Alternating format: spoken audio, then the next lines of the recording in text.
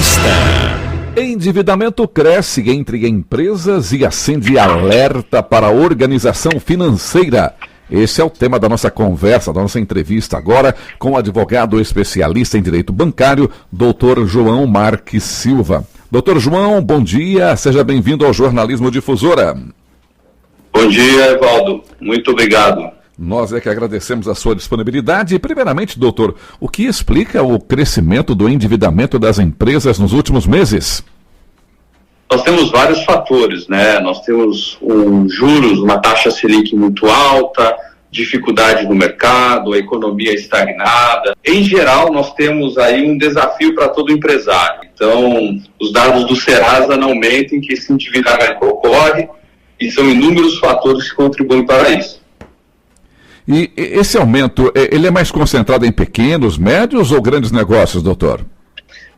É disseminado. A diferença é que quando nós falamos de grandes empresas, elas têm possibilidades maiores de suportarem a crise, de lidarem com as dificuldades, de recorrerem a alguns instrumentos jurídicos. Os pequenos e médios empresários, que é a maior parte dos CNPJs no Brasil, eles também têm essa possibilidade de lidar com o problema e, proporcionalmente, por ser a maior quantidade de CNPJs, eles é quem mais sofrem com esse cenário de dificuldade no Brasil, né? Agora, quais setores estão sendo mais afetados?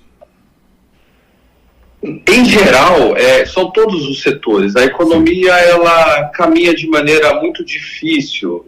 Como a gente tem uma taxa de juros muito alta, então, por exemplo, uma taxa de juros de cheque especial de 14% ao mês, né, um cartão de crédito que muitas empresas utilizam para fazer o negócio funcionar. Então, não existe um setor específico da economia com dificuldade. Pelas avaliações que nós temos dos números, todos os setores estão sofrendo com o momento atual. Além desses fatores que o senhor já citou, como, por exemplo, o juro alto, a economia estagnada, existem outros fatores que levam uma empresa ao superendividamento, doutor? Sim, muitas vezes a falta de observação de alguns indicadores dentro da própria empresa, né? O gestor, o empresário, ele vai estar preocupado com o andamento do negócio, em tocar a empresa, em fazer as coisas funcionarem. E muitas vezes eles deixam de observar alguns pontos que merecem a atenção e quando observa lá na frente, o problema ele já está instalado, né? Agora, em que momento o endividamento deixa de ser saudável e passa a ser um risco? Os critérios que nós temos como fatores importantes é, por exemplo, o fluxo de caixa. Então, se a empresa está girando no negativo por mais de 60 dias consecutivos, nas planilhas o empresário ele percebe que o custo dele para manter o negócio funcionando aumenta numa velocidade ou numa proporção inferior à receita, ao lucro dele mesmo. A dependência, por exemplo, de usar um capital de giro, um cheque especial para tentar manter as contas em dia, o uso recorrente de cartão de crédito para fazer aquisições vitais para a empresa. Então, esses são alguns indicadores que, se eles estiverem no uso muito recorrente, significa que já existe um problema ou que ele vai vir a existir quando somam-se todos, né? E esse problema ainda só não foi nomeado, né? Mas ele já está ali presente.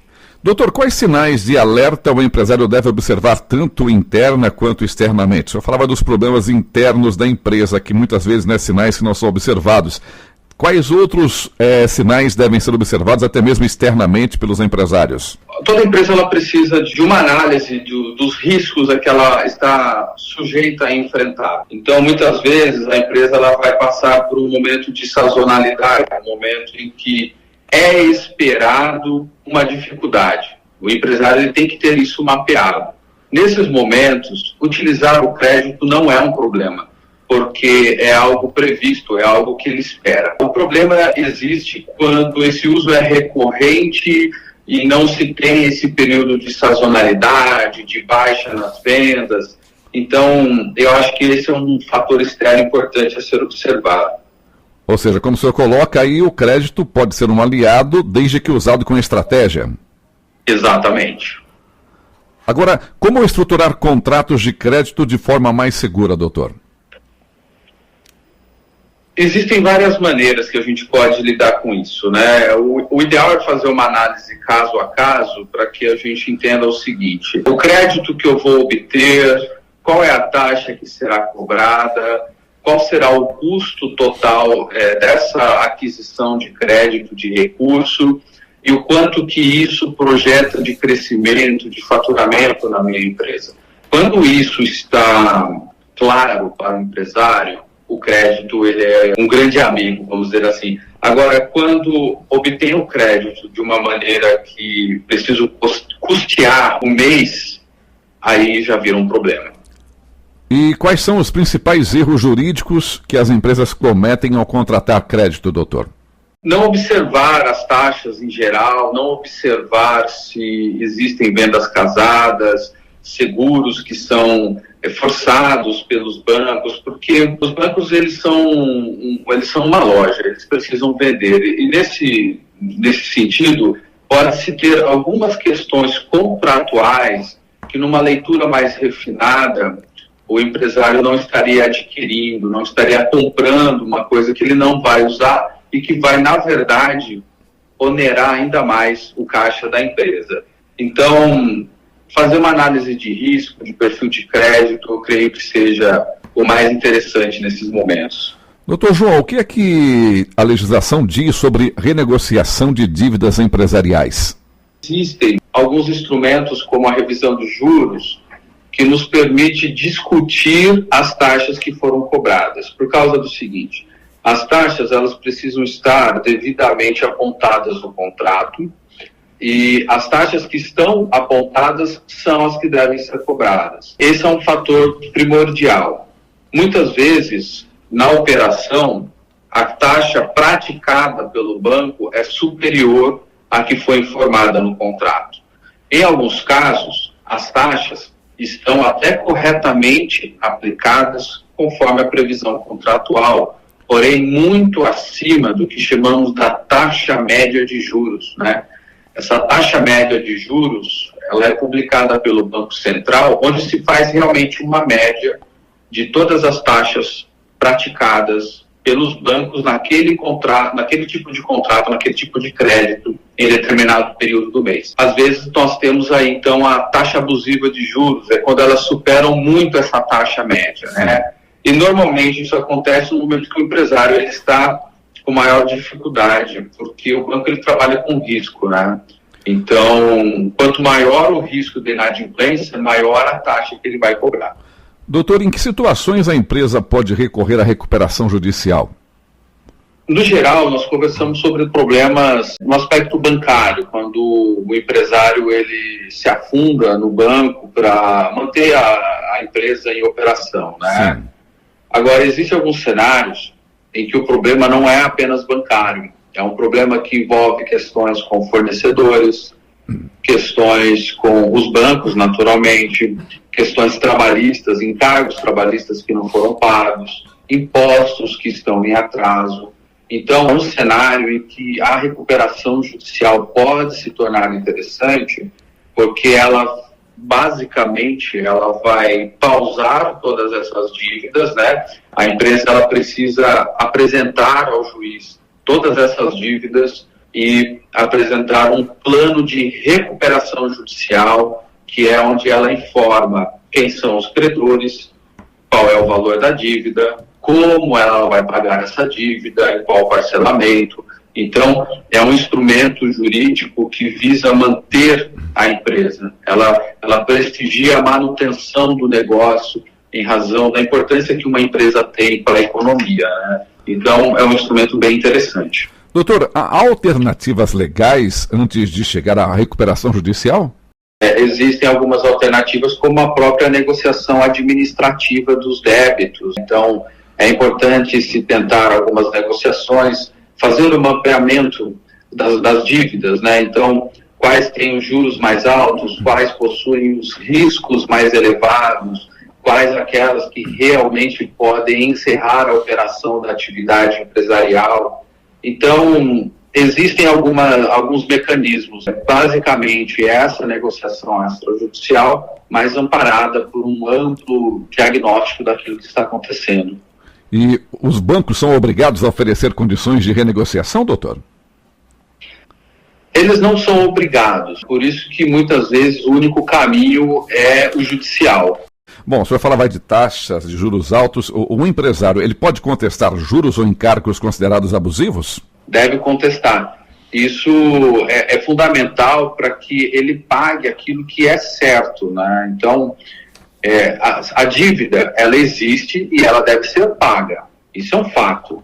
Porém, tem que se pagar o que é certo, o que realmente é devido, e não aquilo que o banco ele cobra de maneira unilateral e muitas vezes em desconformidade com o próprio contrato. Agora, que medidas práticas podem ajudar as empresas a evitar o endividamento excessivo, doutor João? Uma obtenção consciente de crédito, um mapeamento dos períodos de sazonalidade do negócio, uma comparação entre as opções de créditos disponíveis, uma avaliação dos riscos e garantias que cada contrato possui. Então, uma série de fatores que podem ajudar a impactar de maneira menos gravosa esse cenário. Doutor, agora qual que é a importância do planejamento financeiro aliado à assessoria jurídica?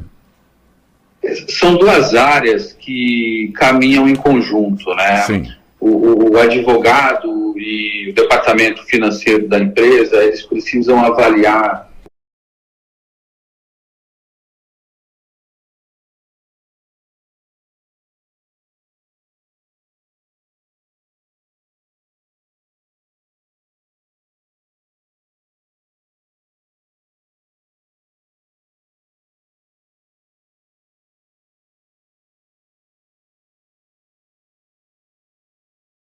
fazer uma análise, um planejamento multidisciplinar, eu acho que é a melhor ferramenta que se possui. Doutor, diante dessa questão do endividamento das empresas, né, que tem crescido, quais os impactos desse cenário para a economia e para o emprego? Veja, nós temos um índice muito alto de fechamento de empresa nos primeiros anos de operação. A maior quantidade de empregos no Brasil são de pequenas e médias empresas. Então, o fechamento, o encerramento da atividade empresarial é um prejuízo em vários aspectos, porque você, encerrando o CNPJ, as pessoas, os funcionários que dependiam daquele emprego deixam de ter aquele emprego, os impostos, a movimentação da economia que o empresário proporciona deixa de acontecer. Eu acredito que a força empresarial no Brasil, ela é realmente muito importante e que merece essa atenção, porque os prejuízos seriam, se todas as empresas fechassem, né, seria um prejuízo gigantesco para a nação. Então, são coisas que tem que olhar com cuidado, com carinho mesmo. O senhor acredita que esse quadro pode piorar nos próximos meses? Nós estamos enfrentando uma situação complicada novamente em relação à taxa de juros que está muito alta. Essa taxa de juros Selic é mais ou menos o seguinte: considere que o Brasil está pagando aos seus credores uma taxa de 15% ao ano. É muito alta, é uma taxa de juros muito alta, é a segunda mais alta do planeta. Então, esse cenário de juros alto, ele freia a economia. E quando nós entramos no cheque especial, não pagamos o cartão de crédito, ou temos que tomar um empréstimo, num cenário como esse, ele tem que ser muito bem pensado. Essas ações elas têm que ser muito bem pensadas, porque o custo realmente pode ser muito alto. A gente percebe que, de ano após ano, o cenário de endividamento das empresas tem aumentado. Então, só em dezembro de 2025, por exemplo, nós tínhamos 8,9 milhões de CNPJs negativados. Em um ano, foi um crescimento de mais de 2 milhões de empresas, né? De um ano para o outro. Então, temos tempos difíceis pela frente. Bom, doutor, para terminarmos, que orientação o senhor daria para empresários que já estão endividados? Eu acredito que fazer um planejamento financeiro sobre a situação em que ele se encontra e buscar um suporte jurídico para que esse entendimento de áreas, né, esse acolhimento multidisciplinar possa criar um plano de ação para os próximos períodos. Perfeitamente, doutor. Nosso muito obrigado pelo espaço na sua agenda para falarmos desse assunto tão importante. Um grande abraço, um bom dia para o senhor. Obrigado, Evaldo. Eu que agradeço. Um ótimo dia, um grande abraço. Um grande abraço, até a próxima. Nós conversamos aqui no Jornalismo Difusora com o advogado especialista em direito bancário, doutor João Marques Silva, que falou conosco a respeito do endividamento que cresce entre empresas e acende alerta para a organização financeira.